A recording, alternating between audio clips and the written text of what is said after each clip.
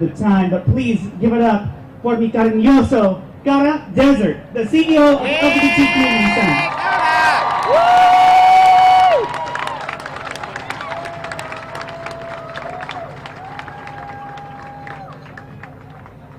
Hello, San Diego, and happy Pride!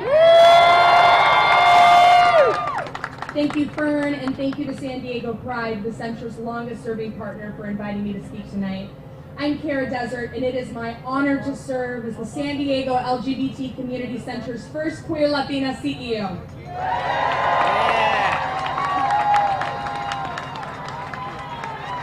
I am so happy to be here to celebrate with you all our big, bold community pride and to honor 50 years anniversary of the Stonewall Riot. Yes! Now, in the last 50 years, we've learned some things. We know that LGBT people are everywhere. We are all races and places, all genders and ages and occupations. We are parents, co-workers, neighbors. We are even World Cup champions. And candidates for President of the United States. We also know that some LGBTQ people This is the place to be right now. It is the Stonewall rally. It kicks off Pride Weekend here in San Diego, and if you just pan out, you can just see and millions everyone more here. who are All U.S.-born citizens, LGBT folks with families that include Celebrate immigrant Pride. spouses, San Diego's parents, first and rally children. was held This 44 years means ago. that the fight for LGBT rights is inseparable for the fight for immigrant rights because immigrants are our community. And for San Diegans, as a border community, this matters even more. Our region made national headlines when the government's zero-tolerance policy forced families apart, separating parents from their children. Our nation's collective outrage about the inhumane treatment of immigrants is happening in our own backyard. And that means we have to fight back. The Center has been providing services to and advocating for LGBTQ immigrants for over 15 years. But this year, we have the incredible opportunity to do more. With 3 other nonprofits, we led a historic campaign on the border to serve 100 LGBTQ asylum seekers trapped in Tijuana. Together, we worked to ensure that these folks who had been victims of persecution in their home country just for being who they are had a fair shot at winning asylum, and that those who were placed in unsafe detention centers had an advocate to fight for their release. In the end, we were proud to be able to do so for all 100. This work is only possible because we have incredible community partners and deep community support for this work. Because of who we are, because of where we live, we are deeply impacted by immigration policies. We know this administration is going to continue to attack and dehumanize our immigrant community, and that means we need to do even more to fight back. We must stand together as San Diego's LGBTQ community to say that immigration is our issue. Oh, perfect timing. We have so many people here celebrating. This is the place to be. We are at the Stonewall Rally, kicking off Pride Weekend here in San Diego. We're here at the flagpole where the Pride flag will be raised in just about a half hour. San Diego's first rally was held 44 years ago in 1975. Since then, it has grown to thousands of people who celebrate all weekend the freedom of who they are and the acceptance. This year is special as the theme is Stonewall 50, a legacy of liberation. They're paying tribute to those paving the way for gay rights and working towards the future. The Stonewall riots happened 50 years ago in Greenwich Village. Protesters in the gay community stood up against the targeted police raids. Tonight, Sister Ida says that she wouldn't be here and the community wouldn't be able to celebrate Pride without the Stonewall activists and those who follow. Muchísimas gracias and happy Pride, San Diego!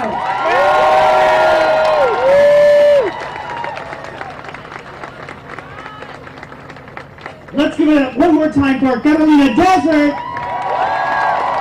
Cara Desert, sorry, CEO. Now, there are members of the Stonewall generation here tonight. They will be the Grand Marshal. Our next speaker is And the quietly Hillcrest Block powerful. Party is after this rally. And We still continue to at have the more awards and more leading people to edge of recognize supporting transgender in the youth. community here in San They Diego and recently across took the the helm of Rady nation. Children's Remember, the Hospital's Pride new Parade starts Gender tomorrow, Center- Saturday sorry, at 10 the new a.m. and Center we for have Gender our Pride Affirming Care, Guide on our website a at pioneering cdstate.com. program Just click on the happening hot right here in San button. Diego. From a very proud place They right have here. a long Happy background Pride, of everyone. serving the mental health needs of our entire LGBTQ community. They're a complete, amazing champion for trans youth. Like the best time of the Please year. welcome Pixie Marino Kibbe. Thank you. I'm sorry, I didn't mean to. No, this isn't that. Happy Pride, San Diego. Best place. Get people's asses. I want to thank you all for coming Celebrate. out to what I would argue is you. the most important event of this whole Pride weekend. I know people are excited for the block party. We're all waking up an hour early tomorrow for the parade. We can't wait for the festival. Melissa Etheridge is coming. A lot of exciting things happening. But this is the part of the weekend that reminds us kind of why we're here. This reminds us why it is that we're able to gather in a place like this and celebrate. This is the time when we pause and we reflect on why it is that we're able to have a Pride Parade. I'm able to stand on this stage as a non-binary trans person and speak with you tonight because of transgender women of color. Because of people like Sylvia Rivera, Marsha P. Johnson, Miss Major Griffin Gracie, women who were accused of being too loud, too opinionated, women who were told that their needs were too controversial and that the timing wasn't quite right for the issues that were most significantly impacting their community, the trans community. We must never forget who paved the way and upon whose shoulders we stand today. I was invited to talk tonight about trans youth, and I have to tell you, I have literally the best job in the world. As the director of the Center for Gender Affirming Care at Rady Children's Hospital, I have the distinct privilege of walking alongside trans, non-binary, gender-exploring children, adolescents, and young adults as they venture out to be their authentic selves, often into a world that's not hospitable and that's not ready for them. Over the past few years, I've had the honor of learning from a variety of young people, and so on behalf of them, I'm going to share some of the things that I've learned. First, young people know who they are. I'll say it again because it's important. Young people are clear about who they are. Adults never question whether a cisgender child knows their gender. I've never heard the parent of a cisgender child say, are you absolutely sure that you're a boy? Maybe we should wait for your prefrontal cortex to fully develop, and then if you still think you're a boy, then we'll go along with it. We don't hear that about cis kids. So transgender and non-binary people know who they are, and it's up to us to listen. Hello. Neurodivergent trans young people also know who they are. Gender identity is not a special interest, it's not a passing phase, it's a component of our identity. And young people with autism absolutely know who they are.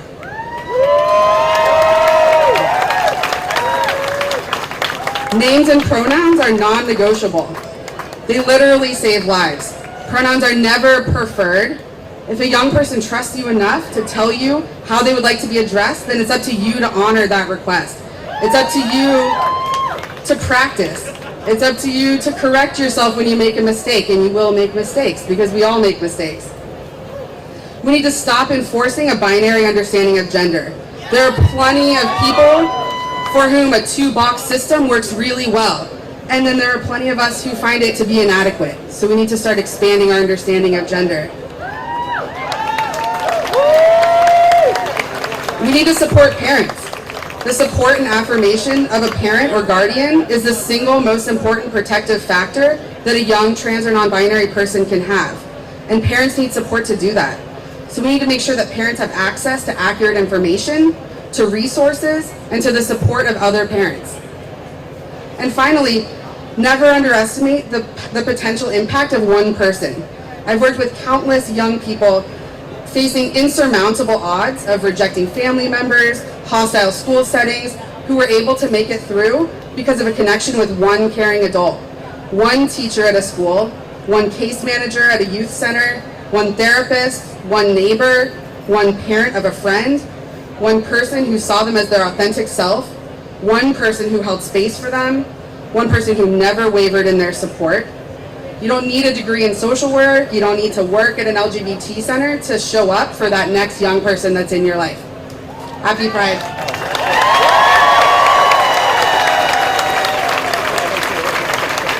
Let's give it up one more time for Bix and supporting our transgender youth.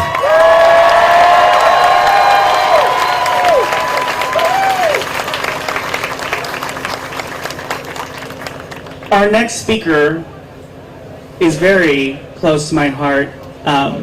He's my confidant, and someday I'll tell you the joke. But 8 years ago, I was a community organizer, I was an activist, and I got a phone call saying, I want you to help me elevate Pride from the foundations that we have and make this an even better year-round education and organizing and advocacy organization to elevate our philanthropy. And sometimes it just takes that one person to take a risk or take a chance and offer you that opportunity. And I am ever so grateful for our next speaker for giving me that opportunity. A gay black man and a son of a Baptist minister, former executive director of San Diego Pride, the founder and CEO of Rise San Diego, Dwayne Crenshaw.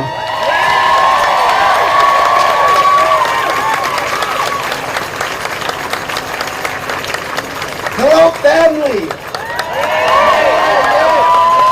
Hello, family. Let's do it better. Happy Pride. Are you ready for this? I want to thank Fernando for taking my whole speech earlier, but give me such a kind introduction to make up for it.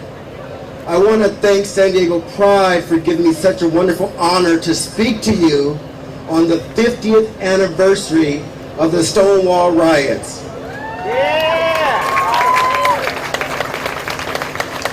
This is such a momentous occasion.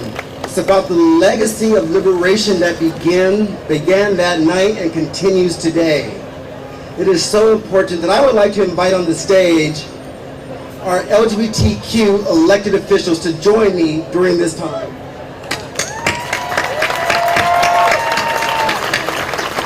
And while they arrive,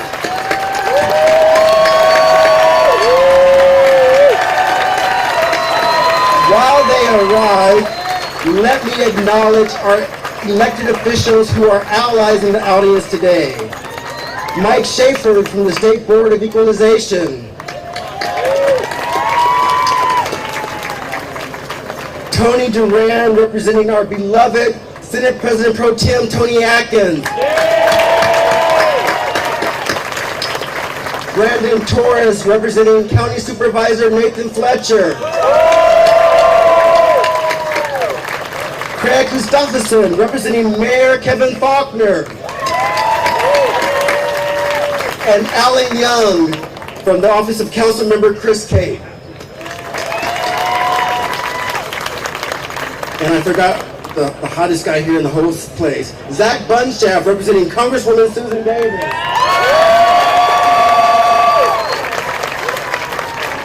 Now look at this legacy of LGBTQ leadership we have in front of us. They are lesbian, they are gay, they are Asian, they are immigrants, they are Latinos, they are black. Well, Todd, are you black? I know you're a lot of things. Okay, 17%. Well, we're ready to work on the black thing, but okay. This is incredible.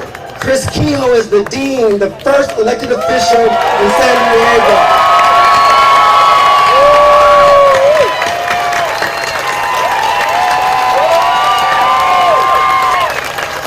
She was followed by our President Pro Tem, the first lesbian, the first woman, the first San Diego to be the Pro Tem of the California State Senate, Toni Atkins. Not here with us today, Bonnie DeMattis, the first lesbian DA in the entire country. We have in San Diego a legacy of LGBT leadership, and it's important. And you know, I think San Diego might give the world, the country, the first president of the United States. I mean, after all, mayors, gay mayors with four-letter first names are really hot right now. Oh, I'm sorry, Pete's from South Bend, I forgot, okay.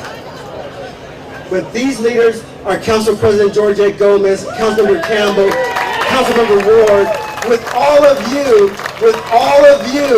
since 1974, have been building a legacy of liberation in honor and in celebration of our founders, of our family, of the outcasts, of the most marginalized, of the vulnerable, who were sick and tired of being sick and tired, who had enough.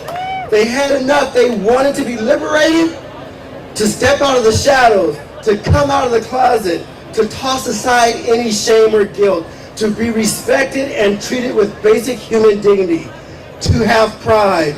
You, them, us, together we are San Diego Pride, and we're liberating our people.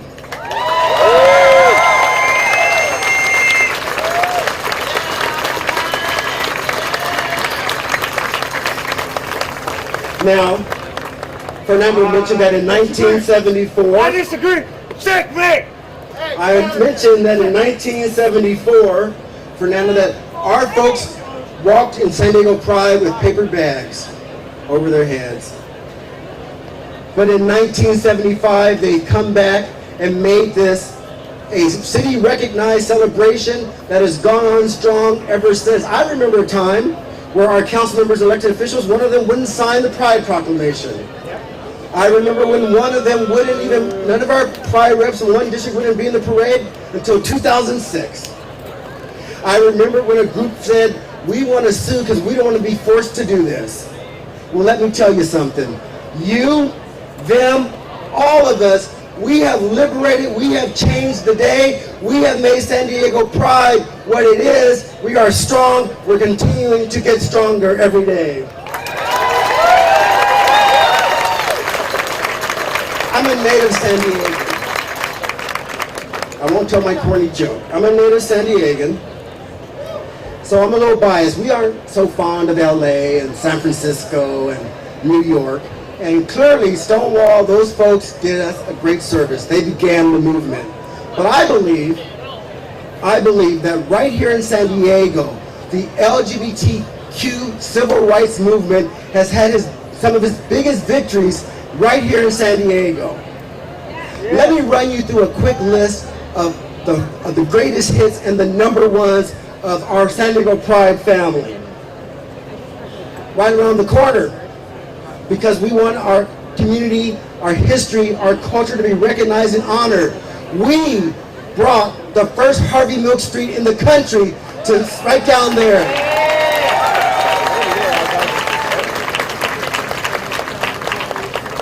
Right here in San Diego, you, San Diego Pride, all of you, made sure that San Diego City Schools had an LGBTQ curriculum and that every single staff person in that school, in that district, was trained on LGBT sensitivity. You did that.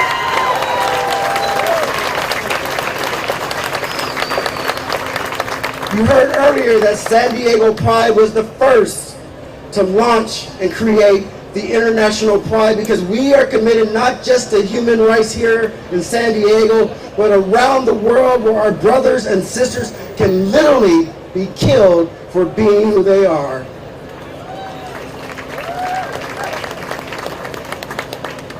You know, we're a military town and they say we're sleepy and conservative. But right here in San Diego in 2011, we were the first Pride in the country to have active duty service members marching the Pride Parade.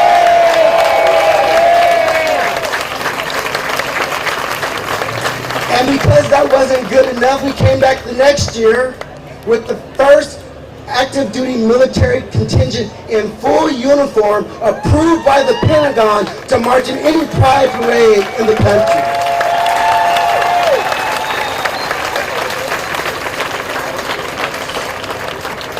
And on a quick aside, you heard it earlier, I believe because we have such a great legacy of leadership and a great legacy of liberation, I believe San Diego, and the largest military town in the country, we will be the ones who will continue to build our legacy of liberation and lead the way in saying, hell no, we will not turn back on transgender individuals serving in our military.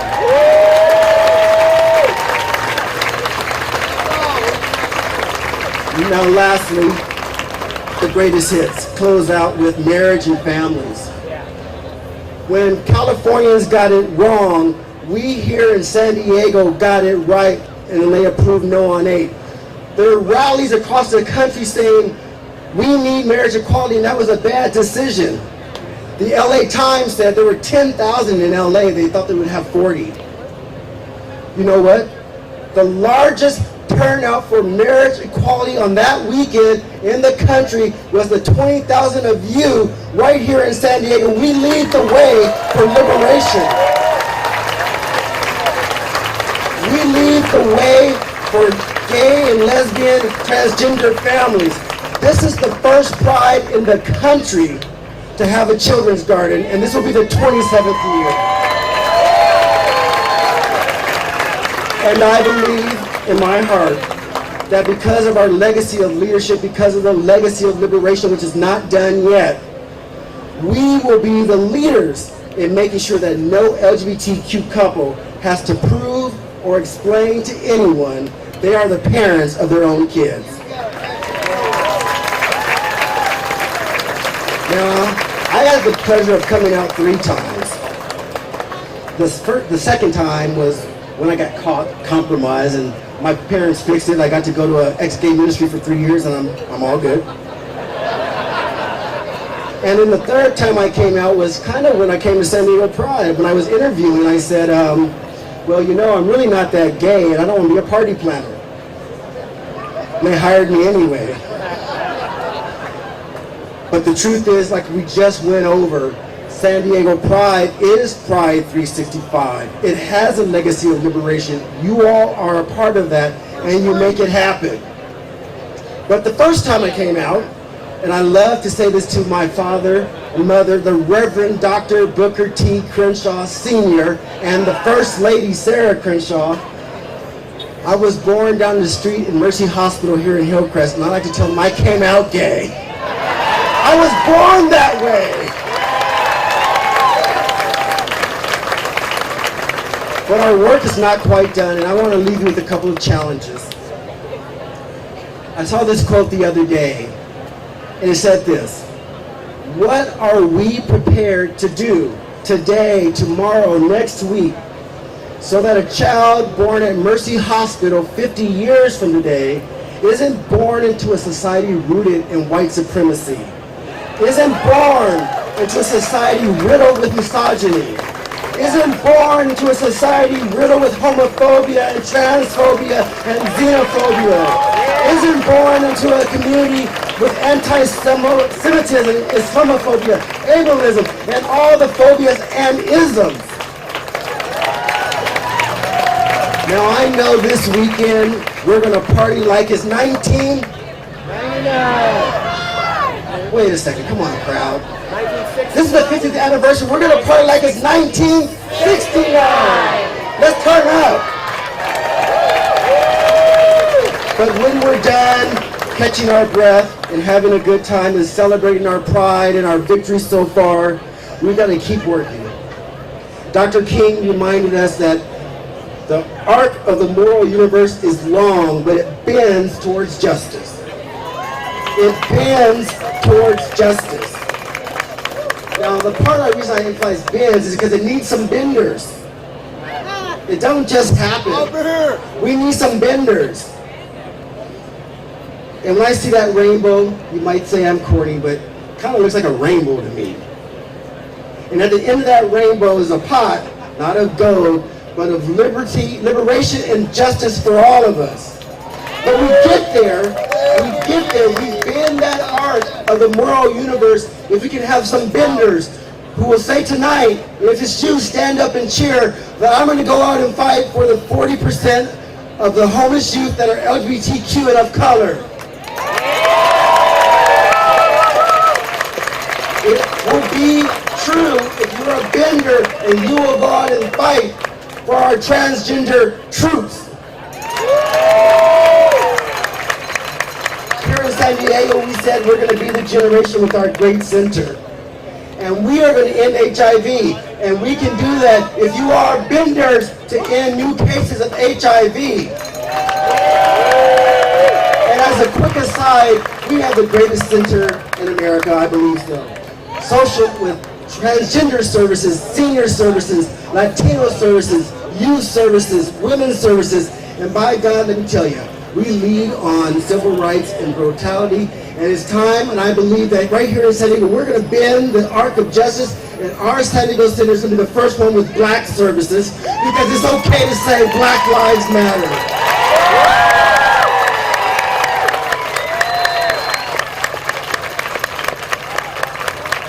And immediately, every single one of us needs to write our senators, needs to call our senators, need to call our families in the South and other parts of the country, in the 30 states where you could be fired or not hired, you could be evicted or not let in because you are gay or lesbian. We got it good here in California, but it's not over yet. The House passed the Equality Act, but it is stuck in the United States Senate, and I need you benders to help get it out and bend the arc of the moral universe towards liberation. And then I'll close with this, something really kind of personal to me of late, and I think it's a crisis. Do you know that in our country, so far this year, there have already been 12 reported murders, hate crime murders, in our country? 14 now? Oh my gosh, this is tragic. I said 14 women. I should say 14 transgender women.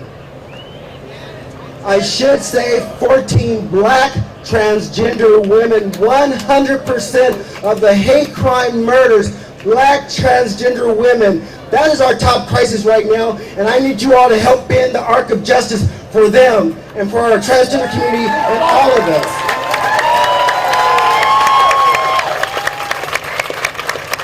So celebrate Pride. Celebrate your pride, your coming out. Celebrate Stonewall. Celebrate our legacy of liberation. Have a great time. Happy Pride, and let's get to work.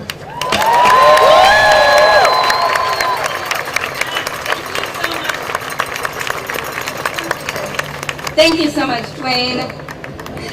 So Dwayne talked a lot about the legacy of our movement. And so to bring this full circle and to be relevant to what Dwayne was just talking about, I'd like to welcome out two brilliant women leading our movement from two very different generations. One of our most beloved elders, Tracy Jada O'Brien, and 16-year-old Pride Youth Ambassador, Jay Sieber. Come to me. So the three of us stand here as one example of intergenerational leadership of the LGBTQ community. So look around you. This rally is full of leaders of all ages. You are all leaders. Some of you are young, some of you are old, some of you are in the middle, some of us, not gonna tell you. However, Tracy and Jay, mic is yours.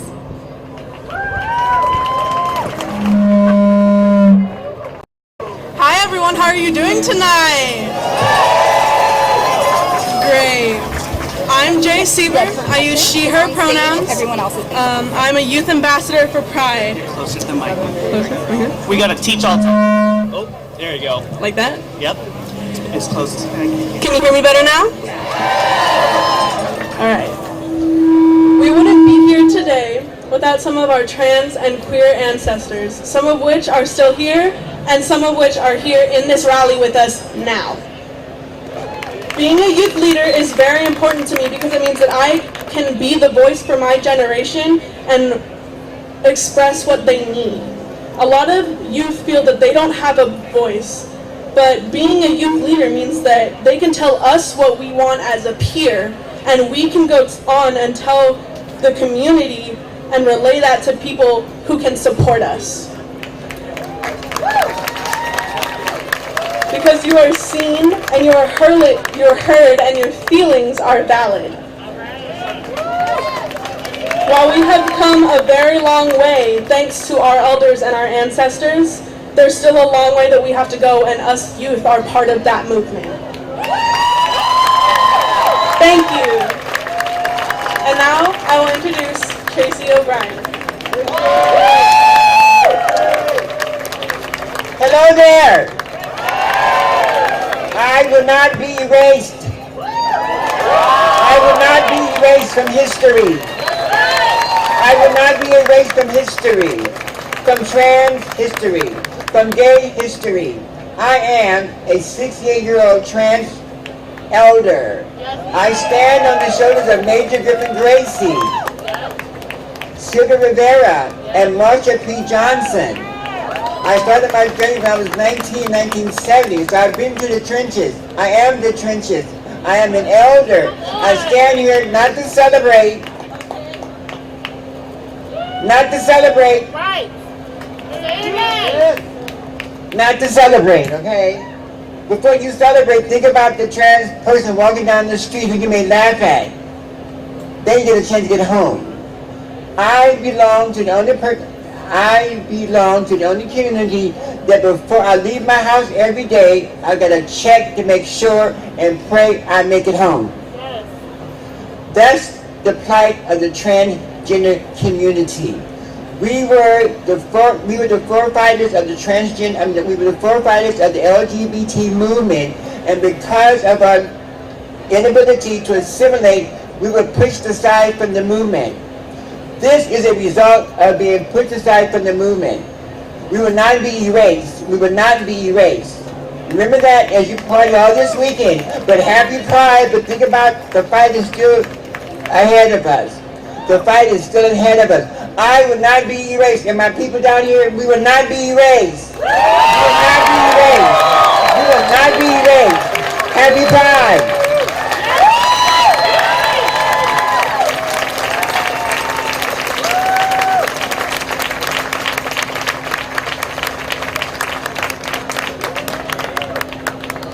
Thank you so much, Tracy and Jay, for your intergenerational leadership.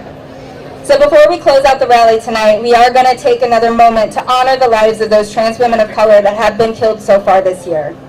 Since 2016, we've seen an increase in homophobia, transphobia, racism, and sexism in all parts of the country, and all of those aspects of hate have found a violent nexus in the experiences of Black and brown trans women. 14 of our sisters have been taken from us this year. One is missing, including 6 just in the month of June. Please join me in welcoming Mila Jam back to the stage to sing the Black National Anthem while we say their names and honor the sisters that we have lost too soon.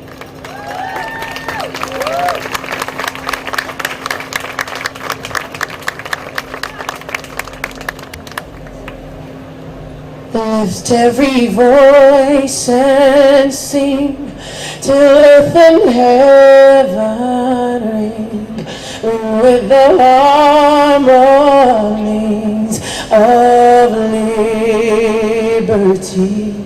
Let our rejoicing rise high as the listening skies. Let it resound loud as the rolling sea. Sing a song full of the faith that the dark past has taught us.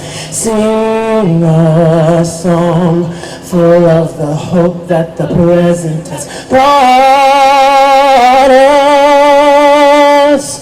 Facing the rising sun of a new day begun. Let us march on till victory's won.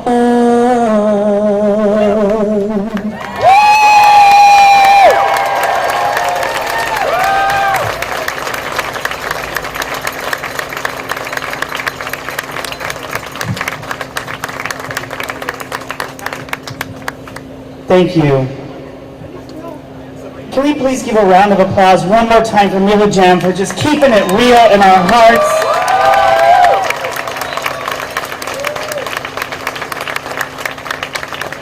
Tracy said, we erased. I want to hear you say, trans lives matter. We need to take the echo down on this mic though. Trans lives matter. Trans lives matter. Trans lives matter. Trans lives matter. Trans lives matter. Trans lives matter. That's right, they do. That's right, they do. And you better protect and defend every single one of our transgender siblings until transphobia is erased from this country.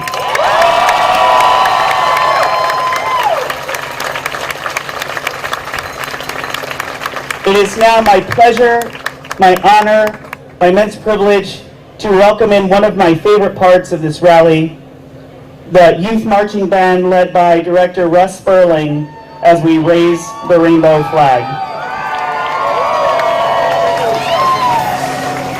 And before we raise the flag, I want us all to take a collective breath. In and out.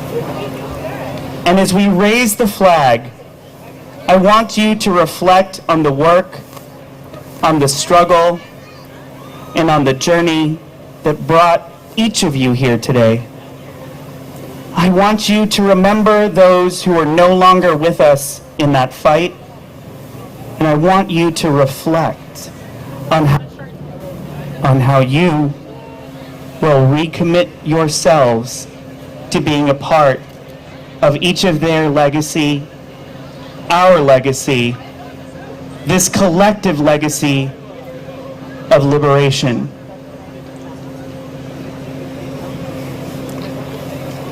Here to play Somewhere Over the Rainbow as we raise the flag is your one of a kind in the country Pride Youth Marching Band, led by Director Russ Sperling. Thank you.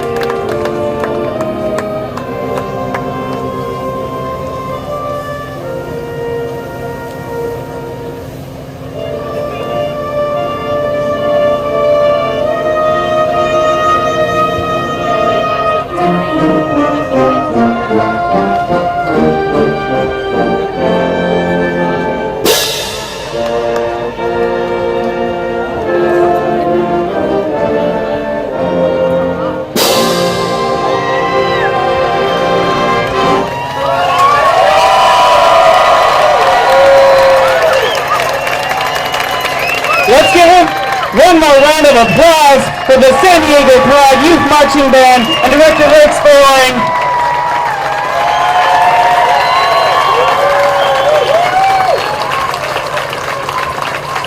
Before we send you off to go celebrate Pride here at the block party, the HBA who's hosting us this weekend, and the parade tomorrow, which again, reminder, 1 hour earlier. It starts at 10 a.m. Don't blame me, blame the city. But I have to say that today and this week I have been filled with hope. Earlier this week, I saw our city council vote to openly oppose the transgender military ban. That never would have been possible 10 years ago.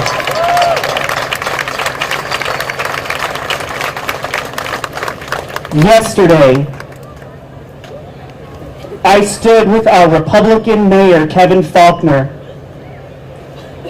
as he stood with our business leaders, community leaders, faith leaders, and showed that together San Diego could be a model for the rest of the nation and pass the Equality Act. Our Republican mayor openly supported the Equality Act so we can have equality in all 50 states across this country. That gives me hope. That is San Diego leading the way. And that's what's possible when we engage in compassionate conversations. And what gives me hope is that my Catholic, Vietnam War era veteran, Mexican American, heterosexual father is standing right next to me, whose name is also Fernando Lopez. So let's give my dad a real big round of applause.